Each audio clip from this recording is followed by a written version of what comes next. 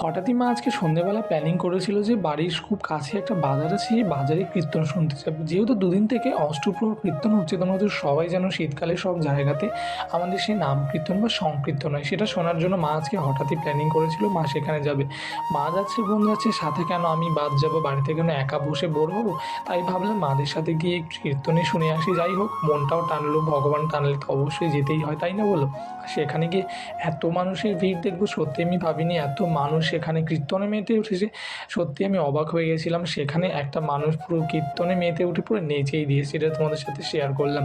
যাই হোক, তোমাদের সাথে শেয়ার করতে পেরে আর অনেকক্ষণ সময় কাটালাম, সেটাও তোমাদেরকে শেয়ার করলাম। যেটা শেয়ার করতে পেরে আরও বেশি ভালো লাগলো। তোমরা অবশ্যই জানি তোমাদের কীরকম লাগলো।